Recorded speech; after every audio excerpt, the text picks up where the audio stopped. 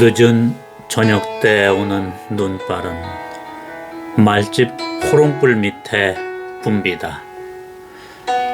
늦은 저녁 때 오는 눈발은 조랑말 말굽 밑에 붐비다. 늦은 저녁 때 오는 눈발은 염을 써는 소리에 붐비다. 늦은 저녁 때 오는 눈발은 변두리 빈터에만 다니며 붐비다.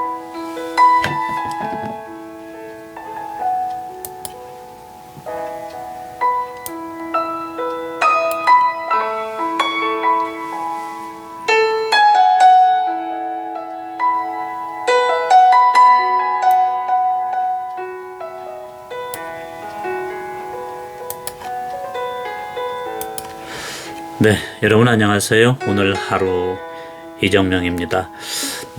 지난주는 날씨도 추웠지만 눈도 내렸습니다. 오랜만에 서울에 한방눈이 펑펑 내리기도 했습니다. 앞서 소개해드린 시는 박용래 시인의 저녁 눈이라는 시입니다. 사행으로 된 시는 모두 저녁 때 눈 내리는 광경을 보여주고 있습니다. 1년에서는 눈 내리는 저녁 때 주말 풍경이라고 하네요. 물론 지금의 주막과 예전 주막의 정취는 많이 다릅니다. 2년에서는 눈 내리는 저녁에 마국간, 3년에서는 눈 내리는 저녁에 염을 써는 광경, 그리고 마지막 4년에서는 눈 내리는 저녁에 변두리 빈터의 모습을 보여주고 있습니다. 이 시의 주제는 눈 내리는 겨울 저녁 나그네의 그리움과 정서를 나타내고 있습니다. 그런데 앞서 말씀드린 대로 지금의 풍경과는 사뭇 다릅니다. 글쎄요, 주막, 마굿간, 여물, 빈터 등은 젊은 세대들에게는 어쩌면은 이질적인 요소로 비춰지고 그래서 이해가 되지 않을 수도 있겠죠. 바로 이것입니다. 시인은 그렇게 우리들 주변에서 사라져가는 옛 것들에 대한 아쉬움을 말해주고 있습니다. 하지만 눈이 오는 저녁의 애상, 낭만과 정서는 예나 지금이나 달라지지 않았습니다. 한방눈이 내린 다음날 저는 아내와 함께 외출을 했습니다. 동네 골목길을 지나는데 낮은 담장 위에 눈으로 만든 작은 눈오리 4마리가 놓여 있었습니다. 눈이 내리면 늘 눈사람만을 생각하는 저에게는 신선한 자극이었습니다. 저희는 가던 걸음을 멈추고 한참이나 담장 위에 이쁘게 앉아있는 눈오리를 보면서 얘기했습니다. 앙증맞게 정말 귀여운 오리새끼 정도 크기의 눈오리였습니다. 그래서 눈오리 사진을 찍으면서 누가 만들었을까? 아이들일까? 엄마일까? 정말 이쁘게 잘 만들었다를 말하면서 한참 웃었습니다. 사실 요즘은 눈도 많이 내리지 않았지만 도심에서 눈사람을 구경하는 것이 정말 어려운 일이거든요. 아침낮을 그렇게 웃으면서 재미있게 보냈습니다. 그런데 오전에 일을 마치고 돌아오던 중에 우연히 마곡 근처 상가 앞에 똑같은 눈오리가 더 많이 옹기종이 모여 있는 것을 발견했습니다. 눈오리 대가족이 한 상가 앞에 있었습니다. 저는 그 순간에 아마 눈오리들을 이렇게 많이 만드는 틀이 있나 보다 하고 또 한 번 웃었습니다. 결정적인 것은요, 그곳을 지나면서 알았습니다. 동네 담장마다 여기저기 수십 마리의 눈오리떼가 앉아있는 것이었습니다. 나중에 알았습니다. 눈오리를 만드는 틀이 있다고 말입니다. 그래도 눈 오는 날 동네 여기저기에 눈오리떼가 있는 걸 보면서 마음은 푸근하고 재미있었습니다. 보는 사람이 이렇게 즐거운데 그 눈오리를 만드는 사람은 얼마나 재미있었을까도 생각해 보았습니다.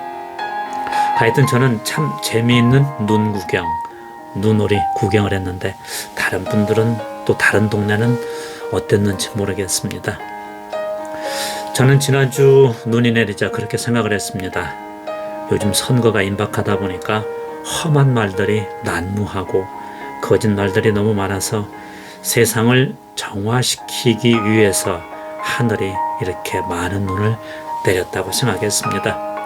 세상을 잠시 하얗게 덮고자 한 것이라고요. 원래 말이라는 것은 상대방에게 힘이 되고 위로가 되면서 사랑을 주어야 하는데 선거철은 요즘에 보면은 누가 거짓말을 잘하나 경연을 보는 것 같습니다. 오죽하면은 주변에서 아무 말 대잔치라고도 하고요. 거짓말 대잔치라고도 합니다. 분명 진실은 있는데 사람들이 모를 거라 막 던지고 있는 것이죠.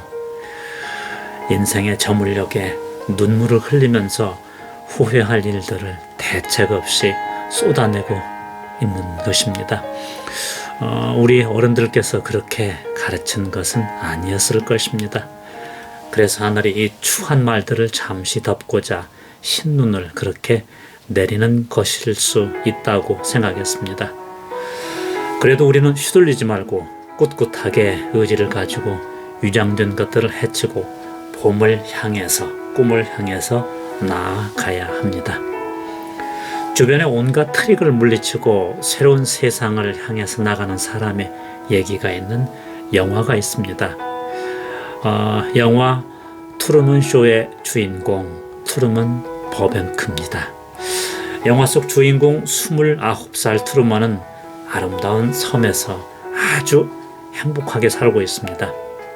그런데 어느 날 트루먼에게 운명의 여자친구 실비아가 나타나서 당신의 삶은 TV 드라마의 삶이라고 말하면서 그곳을 탈출해서 자신에게 오라는 말을 하고 사라집니다.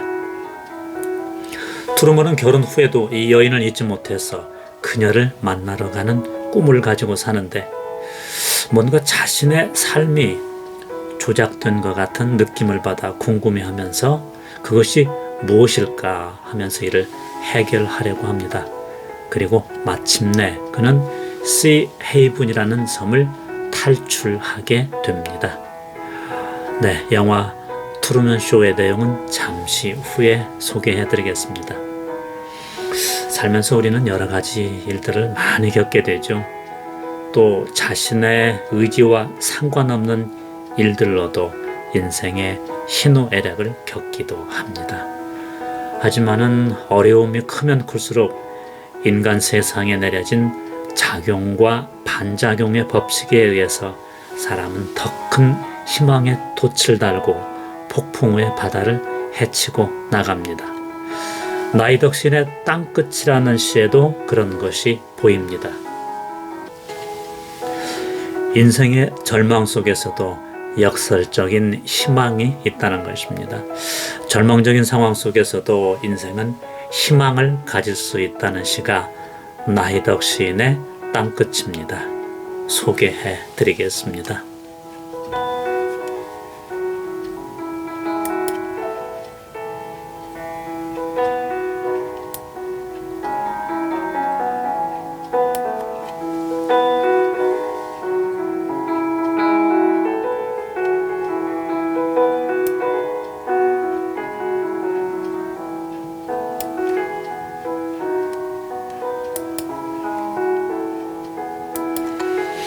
땅끝 산 너머 고운 노을을 보려고 그네를 힘차게 차고 올라 발을 굴렀지.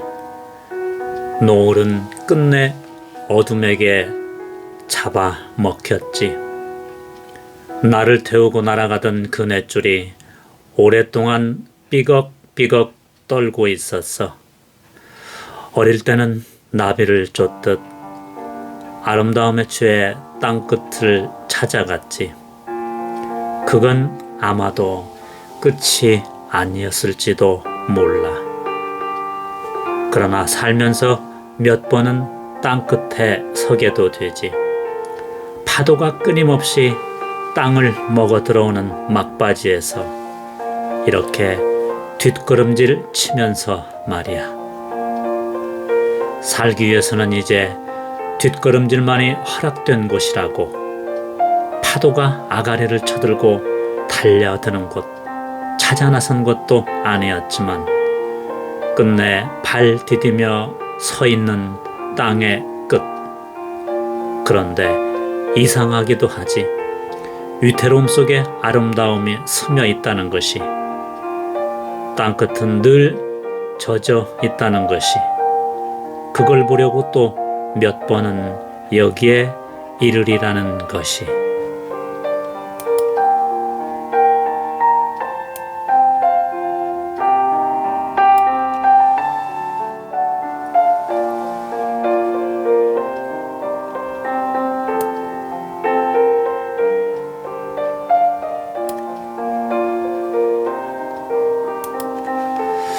네, 시의 일련에서는 아름다움을 줬던 어린 시절을 회상하고 있습니다. 노을이 아름답지만 곧 어둠에 잡아먹히던 절망의 기억이 있고요. 2연과 3연에서는 어른이 되어 살면서 땅끝에 산 것과 같은 절망에 사로잡힐 때가 있었고, 4연에 어른이 된 지금 그 절망의 끝에 서보니 절망 속에 오히려 아름다움이 스며들어 있다는 것을 알게 됩니다. 절망과 슬픔 속에도 스며있는 아름다움과 경이로움을 노래한 시입니다. 한계를 넘어서려는 인간의 의지, 절망을 넘어서려는 의지는 오늘을 사는 나의 생활의 원동력이기도 하죠. 그러한 원동력을 가지고 자신을 둘러싸고 있는 굴레를 벗고 마침내 실비아를 찾아 떠난 트루먼 버뱅크의 얘기가 영화 트루먼 쇼의 내용입니다. 트루먼 버뱅크는 시 헤이븐이라는 아름다운 섬에서 행복하게 살고 있었습니다. 예쁜 아내도 있고요, 친구도 있고 안정된 직장도 있습니다. 그는 어린 시절 탐험가가 되고자 했지만은 어린 시절에 아빠와 같이 바다로 가 요트를 타다가 아빠를 잃어버리는 아픔이 있어 그 꿈을 접습니다. 트루먼에게 그것은 커다란 아픔이었습니다. 그것을 빼고 나면 그가 사는 시헤이븐은 지상 낙원이었습니다. 늘 따뜻한 햇볕을 받는 해변도 있고, 예쁜 집들이 해변가에 쭉 늘어서 있고, 이웃들은 친절했고, 또 파란 하늘을 언제든지 볼 수가 있었으니까요. 지극히 평범하고 행복하고 편안한 생활을 하는 그에게 대학 때 여자친구인 실비아가 수수께끼 같은 말을 하고 사라집니다. 당신의 삶은 텔레비전의 드라마 삶과 같다고 하면서 지금 당신이 살고 있는 도시는 꾸며진 도시라고 말합니다. 그러면서 그 세트를 탈출해서 자신을 찾아오라는 말을 하고 사라집니다. 이 말을 들은 트루먼은 결혼 후에도 실비아가 한 말을 잊지 못하며 언젠가는 실비아를 찾겠다고 생각을 합니다. 그리고 점차 자신의 삶이 뭔가 이상하다는 느낌을 갖게 되고 그것을 풀기 위해서 모험을 하려 하지만은 실패합니다. 누군가 그의 모험을 방해하는 듯한 느낌도 갖게 됩니다. 그럴수록 그의 의심은 커가고 의심을 키우는 일들은 주변에서 계속 늘어납니다. 끊임없이 고민하고 자신의 삶의 수수께끼를 풀려고 하는 그는 어느 날 자신이 속한 세계는 거대한 TV 세트라는 걸 알고 탈출을 시도합니다. 그러나 실패하고 맙니다. 바다에서 죽었던 그의 아버지가 등장했기 때문입니다.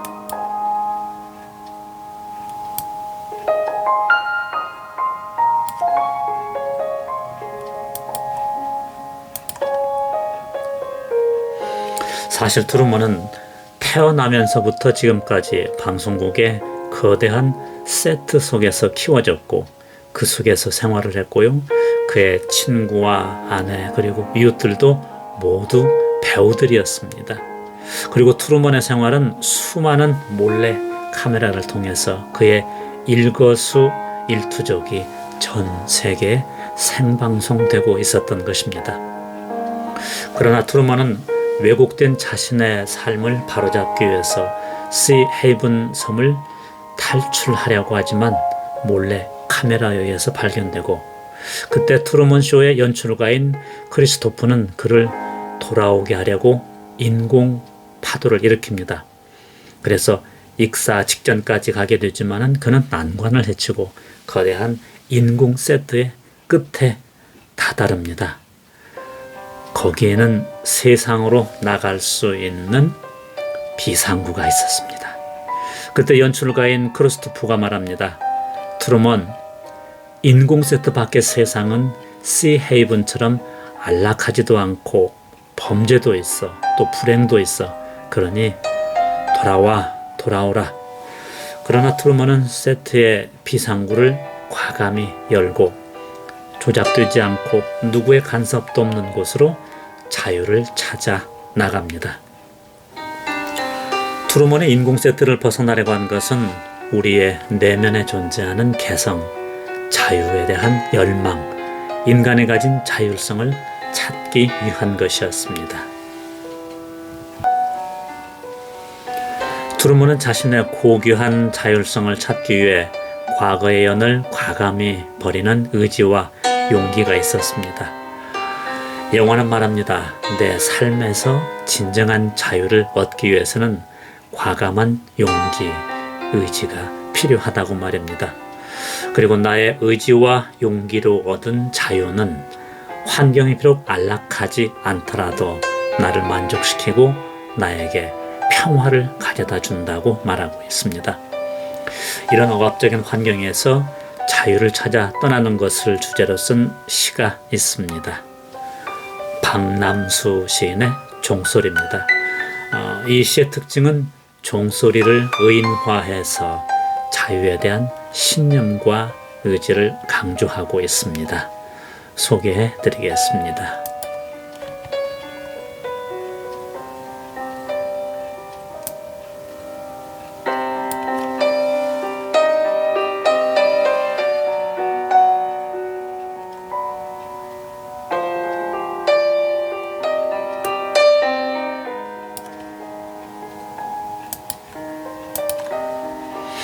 종소리. 나는 떠난다. 청동의 표면에서 일제히 날아가는 진폭의 새가 되어 광막한 하나의 울음이 되어 하나의 소리가 되어 인종은 끝이 났는가. 청동의 벽에 역사를 가두어 놓은 칠흑의 감방에서 나는 바람을 타고 들에서는 푸름이 된다. 꽃에서는 웃음이 되고 천상에서는 악기가 된다. 먹구름이 깔리면 하늘의 꼭지에서 터지는 뇌성이 되어 가로의 음향이 된다.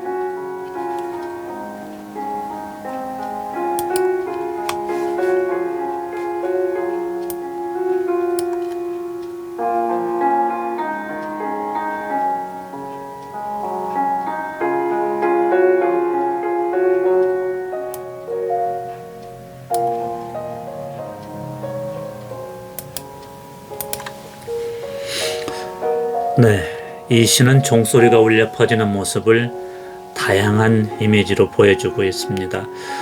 이연에서 들에서는 푸름 즉 희망이 되고 꽃에서는 웃음, 생명에서는 즐거움, 그리고 천상 낙원에서는 자유의 의지로 날아가는 것을 표현하고 있습니다.